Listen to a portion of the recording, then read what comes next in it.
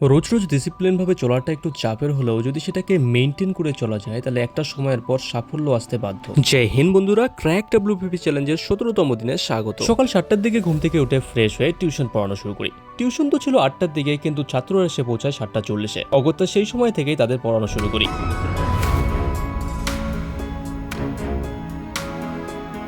Class 7, 8 ও 2 এর দুটো বাচ্চা মিলে বাড়ির এই ব্যাচটায় মোট 7জন পড়ে, কিন্তু এদের সাথে সমস্যা হচ্ছে এরা রোজ রোজ টিউশন আসে না। মানে প্রত্যেক দিন এক অথবা দুজন তো অ্যাবসেন্ট থাকবেই, যেমন আজকেও দুজন আসেনি। এদিকে 9টা তো বেজেই গেল আর আমার খিদেও পেয়ে গেছে, তো ছাত্রদেরকে ছুটি দিয়ে দই আর মুড়ি খেয়ে এডিটিং এ বসি। এডিটিং শেষ হতে হতে রান্নাও হয়ে যায়, তো খাওয়া দাওয়া সেরে প্রায় 12টার দিকে অঙ্ক নিয়ে বসি।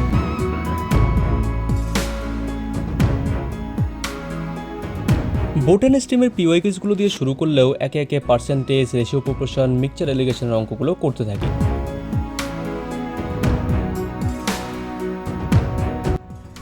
তো গাইস, ঘড়িতে বাজে এখন 2টো। তো আমার প্রিভিয়াস ইয়ার কোশ্চেনগুলো করা শেষ, মানে বোটেন স্টিম বাকি যেগুলো বলেছিলাম আগে, তো সেগুলো তো করে ফেলেছি। তো এখন একটু অ্যাডভান্স লেভেলের ম্যাথ, মানে এগুলো মনোরঞ্জন স্যারের কাছ থেকে আমি করেছিলাম, মানে টপার্স গ্রুপে আমি যখন কোর্স নেওয়া ছিল, এগুলো ফ্রিতেই অ্যাভেলেবেল ছিল ইউটিউবের মধ্যে, তো সেখান থেকে করা হয়েছে। তো রামানুজন ব্যাচ বলে একটা ব্যাচ ছিল মনোরঞ্জন স্যারের, তো সেটার থেকে করেছিলাম।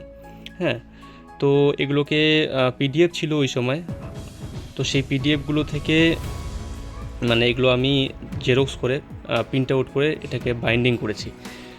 যদিও এখন পিডিএফ সেগুলো নেই, কোথা থেকে কোথায় চলে গেছে।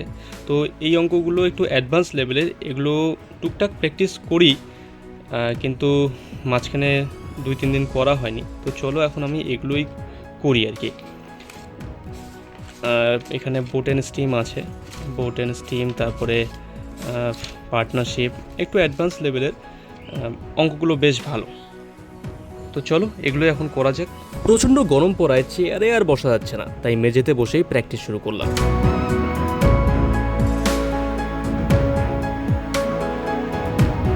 ম্যাথ করতে আমার খুবই ভালো লাগে। একটা সময় স্কুল টাইমে বন্ধুরা মিলে প্রচুর ম্যাথ প্র্যাকটিস করতাম, আর হ্যাঁ, প্র্যাকটিস করতে করতে কখনো কখনো গানও জুড়ে যেতাম। এখনো সেই দিনগুলোর কথা মনে পড়লে এক অন্যরকম অনুভূতি হয়। যদিও বোর্ড এক্সামে ম্যাথ করা আর কম্পিটিটিভ ফিল্ডে ম্যাথ করার মধ্যে আকাশ পাতাল তফাৎ। কারণ বোর্ডের ম্যাথ পরীক্ষায় শুধুমাত্র প্র্যাকটিস দরকার, কিন্তু কম্পিটিটিভ ফিল্ডের ম্যাথ পরীক্ষায় প্র্যাকটিসের সাথে স্পিডটাও ম্যাটার করে। যাই হোক, মোটামুটি 4টে পর্যন্ত ম্যাথ প্র্যাকটিস করে উঠে পড়ি।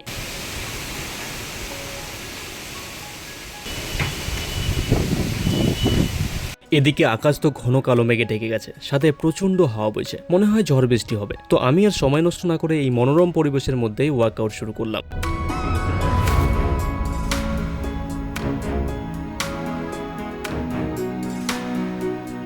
ওয়ার্কআউট কমপ্লিট হলে স্নান সেরে খাওয়া দাওয়া করে টিউশন পড়াতে চলে যাই।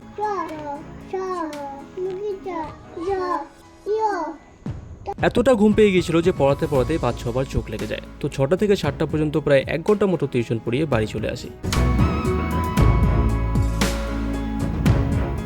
বাড়ি এসে হাত মুখে ভালোভাবে জল দিয়ে প্রায় 8টা থেকে জিকে রিভিশন দেওয়া শুরু করি।